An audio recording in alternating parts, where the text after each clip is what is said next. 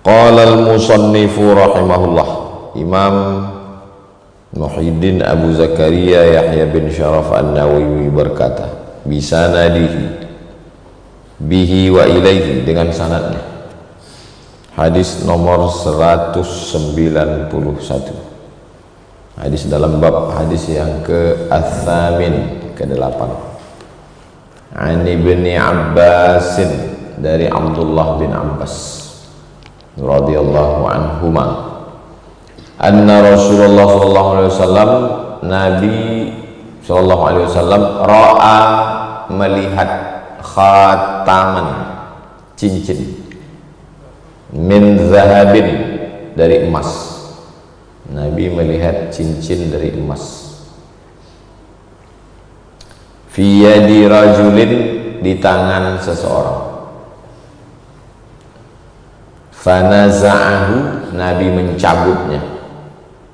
Dilihatnya ada sahabat pakai cincin, dicabutnya. Naza'ahu, fatarahahu, dilemparkannya. Setelah dicabutnya, dilemparkan. Waqala, Nabi berkata, ya'midu ahadukum, salah seorang kamu sengaja, ila jamratin, salah seorang kamu sengaja mengambil jamratin, batu. Ada istilah melontar jumrah, jamratin, minnar. Salah seorang kamu sengaja mengambil satu batu dari neraka, fayaj'aluha fi yadihi, diletakkannya di tangannya. Diambilnya batu dari neraka, diletakkannya ke tangannya. 3 yang dilakukan Nabi. Pertama mencabut, yang kedua melempar, membuang, yang ketiga ngomong. Ada di antara kamu ini yang sengaja mengambil batu dari neraka, diletakkannya ke tangannya. Maksudnya memakai cincin emas bagi laki-laki. Cincin perak boleh. Faqila lirrajul, dikatakan kepada laki-laki itu yang pakai cincin emas itu, ba'dama dhahaba Rasulullah SAW, setelah Nabi pergi, lalu orang pun bicara kepada si laki-laki itu, khudh, ambil cincinmu. Dicampakkan Nabi tadi, ambil lagi cincinmu. Khudh khatamak, intafi' bihi, ambil cincinmu itu, intafi', ambil manfaat. Maksud ambil manfaat, ambil cincin itu, jual. Kan yang tak boleh itu memakai.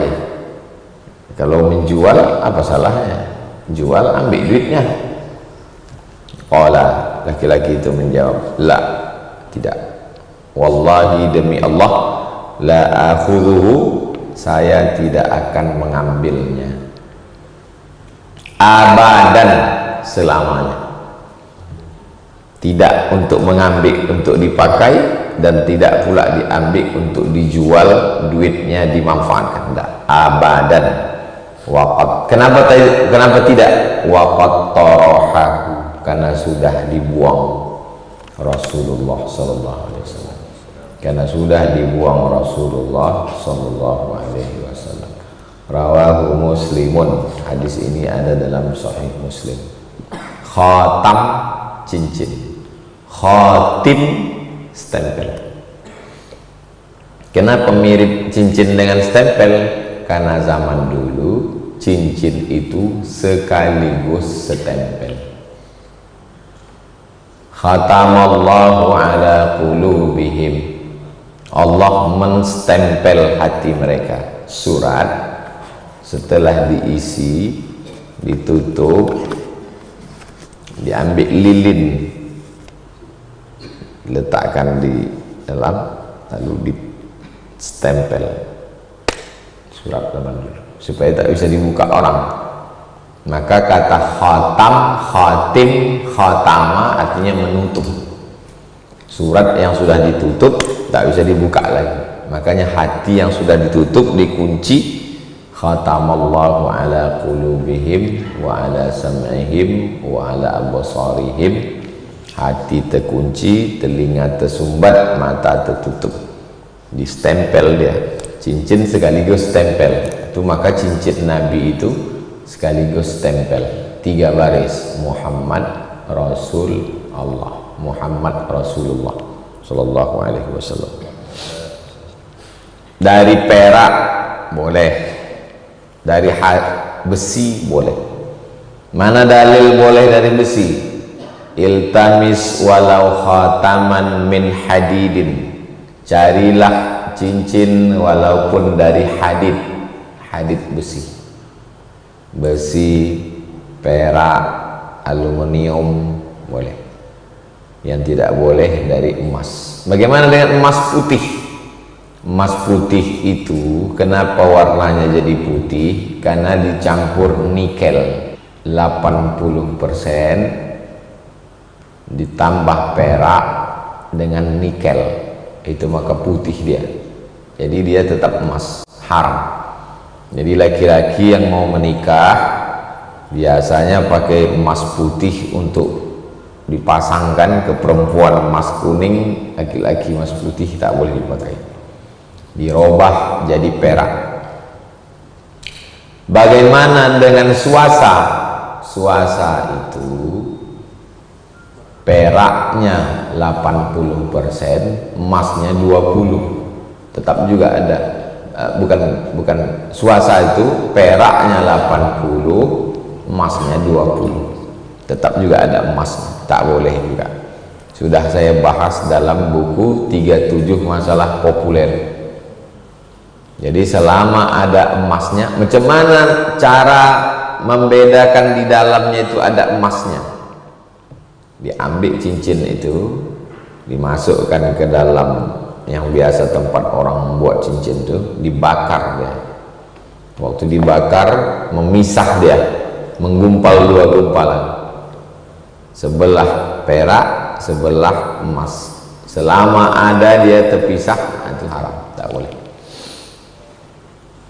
Kenapa tidak boleh memakai cincin emas? Ya karena Nabi melarang. Apa alasan Nabi melarang? Tidak semua alasan itu dijelaskan. Jadi orang mencari-cari kenapa diharamkan. Ternyata emas itu ada molekul-molekul, butiran-butiran kecil macam debu yang masuk ke dalam pori-pori. Masuk ke dalam pori-pori, masuk dia ke dalam darah, masuk dia ke dalam jantung. Maka tak baik bagi kesehatan. Dibahas dalam mukjizat ilmiah dalam Quran dan Sunnah. Nabi tak ada menjelaskan. Nah, yang menjelaskan itu adalah orang-orang sekarang yang penasaran kenapa emas ini diharamkan. Ada faktor kesehatan. Karena butiran-butiran emasnya masuk ke dalam kulit, masuk ke dalam darah, menyebabkan penyakit. Bagaimana dengan perempuan? Kenapa boleh? Di dalam perempuan dia keluar lagi dalam menstruasi, keluar bersama darah kotor setiap bulan. Lalu kemudian secara psikologis tidak baik pakai cincin emas karena merobek hati fakir miskin. Orang miskin makan penuh payah, tiba-tiba kita pakai cincin emas, gelang emas. Tidak hanya sekedar cincin emas dan gelang emas, termasuk juga piring emas, gelas emas. Nah, tak boleh. Tak boleh makan di piring emas. Datanglah seorang ulama ke Istana Siak Sri Indrapura. Ketika itu Kesultanan Siak itu kaya sekali, sampai tepaknya dari emas. Tahu tepak? Tepak sirih.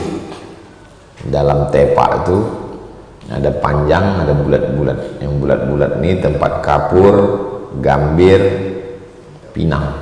Daun sirih memanjang. Tepaknya dari emas. Semua tamu-tamu itu memakan sirih. Ambil sirih, oles kapur, kasih gambir, kasih pinang muda, digulung, makan. Dulu menyambut tamu begitu. Tamu, salah satu tamunya Syekh Abdul Wahab. Syekh Abdul Wahab Rokan. Waktu dikasih dia tak mau. Waktu ditanya kenapa Syekh tak mau? Karena tak boleh pakai piring emas. Kata yang mau, yang tak boleh itu kan pakai piring. Piring yang tak boleh. Kalau tepa apa salahnya gitu. Syekh Abdul Wahab halus. Kata dia, saya belum jumpa dalilnya. Tak disalahkan ya orang, dia belum jumpa dalil. Jadi pakai tepak pun tak boleh. Jadi mungkin orang berpikir, ini pakai cincin tak boleh, pakai gelang tak boleh. Kalau dibuat dia yang lain, ya maka begitulah larangan tentang emas. Ada faktor kesehatan dan ada juga faktor psikologis. Apalagi zaman sekarang, orang susah untuk makan, beras, minyak naik, tiba-tiba kita seenaknya saja pakai cincin emas, gelang emas. Ada pun pakai perempuan perhiasan, apa pula salahnya, tak apa-apa. Tapi jangan terlalu mencolok berlebihan. Hari raya pakai gelang besar-besar, sakit hati orang menengok. Banyak orang kumat darah tinggi yang menengok gelang besar tadi. Rupanya dibeli di pasar bawah, imitasi pula. 2 kali kita kena. Yang pertama sakit hati gara-gara gelang orang, yang kedua gelang itu pun palsu pula, besar di pasar bawah. Ibu-ibu kalau masih ada lagi kesempatan untuk bertamu, belilah agak 3 potong dipakai. Ini hari Rabu, hari Kamis, Jumat, Sabtu, Ahad nanti masih. Nah, tetangga yang sombong-sombong tuh tunjukkan, pingsan orang semua. Boleh Pak Ustaz, aku pula salahnya pakai imitasi. Bagaimana dengan air emas? Cincin saya ini buat dia kuning, kita menyebutnya disepuh. Air emas boleh, karena air emas itu bukan emas. Jadi macam mana cara membuktikan dia haram? Dibakar. Kalau dibakar keluar dia menggumpal, nanti pergi ke tempat tukang cincin tuh, nampak macam orang buat cincin, dibakar pakai api itu, nampak dia menggumpal. Ini perak, ini emas. Asal ada gumpalan haram. Kalau air emas tak, karena itu celupan, celup, dicelup ya. Ada tempat mencelup. Pasar bawah itu ada tempat mencelup. Jadi cincin perak bisa dicelup. Jam begitu juga. Jam ada itu yang kuning, itu boleh karena bukan emas. Tapi kalau dia kasih tahu ini jam emas 22 karat, 24 lembut dia. Biasanya untuk gelang, untuk cincin, untuk jam 22 keras sedikit. Kalau 24 lembut, maka haram, tak boleh. Begitulah hebatnya sahabat Nabi. Walaupun sudah dibuang Nabi, sudah pergi, dia tetap tak mau. Kata dia, udah dibuang Nabi, saya tak mau. Kata sahabat, intafi, ambil duitnya pakai, bukan cincinnya pakai. Enggak, saya tak mau. Rawahu Muslim. Apa pelajaran dari hadis ini? Bahwa Nabi langsung melarang dengan tangan. Jadi man ra'a minkum mungkaran, siapa yang melihat kemungkaran falyughayyirhu biyadihi, dengan tangan. Antum balik ke kampung, nampak Pak Kades pakai cincin emas. Kalau antum sanggup pakai tangan, ambil dari tangan Kades itu, campaklah. Kalau sanggup biyadihi, dengan tangan. Tak sanggup dengan tangan, fabilisan, dengan lidah. Pak Kades, kami kemarin belajar di Pekanbaru dalam hadis Riyadhus Shalihin itu katanya tak boleh, nomor 191 hadisnya, tak boleh pakai cincin emas. Terserah aku lah, cincin aku, duit aku, sawit aku, kalau kau usul aku, kata dia. Situlah pahala yang lebih besar, itulah pahala lebih besar daripada sholat tahajud. Jadi kalau mau pahala besar, malas bangun malam, itulah laranglah orang, resek kau katanya, nggak usah urus aku. Nah, itulah pahala yang besar. Nah, kalau ada orang malas beribadah, ada ibadah yang mantap, namanya ibadah nahi mungkar. Tak sanggup dengan lisan, benci, bukan benci menengok Pak Kades tuh, benci nengok cincin dia itu. Aku benci kan nengok cincin itu Pak Ustadz. Kenapa? Kok bisa dia punya cincin? Itu lain loh. Yang dibenci itu kenapa dia melanggar larangan Rasulullah, itu bencinya, bukan benci cincin dia besar. Yang sanggup ngomong, tak sanggup potong video ini, yang bagian mengharamkan emas nih, share. Apa payahnya memotong video itu, masukkan ke Instagram, ke TikTok, ke YouTube, kasih tulisan haram pakai cincin emas, Riyadhus Shalihin nomor 191. Jadi bicara kita itu pakai data, pakai fakta. Ada mungkin orang yang sakit hati dia, waktu dia nonton tuh marah dia, tapi pas ditontonnya ulang dapat hidayah, dia lembut hatinya. Yahdiyallahu bika rajulan wahidan, satu orang dapat hidayah, khairun, lebih baik minad dunya wa ma fiha, daripada dunia dan seisi. Kalau saya menyampaikan ini memanglah orang yang udah baik-baik, saya nyampaikan ke antum memang tak ada pakai cincin emas. Tapi ketika antum share di TikTok, orang yang pakai cincin emas menonton, terbuka pintu hidayah. Jadi dakwah tidak hanya terbatas pada masjid, tausiah. Dakwah sekarang alhamdulillah luar biasa, baik dakwah yang baik maupun dakwah yang buruk. Jadi dakwah itu tidak semuanya dakwah kepada yang baik, dakwah kepada yang buruk. Dakwah dia mengajak kepada yang buruk pun sekarang merajalela juga. Bersainglah kita di situ.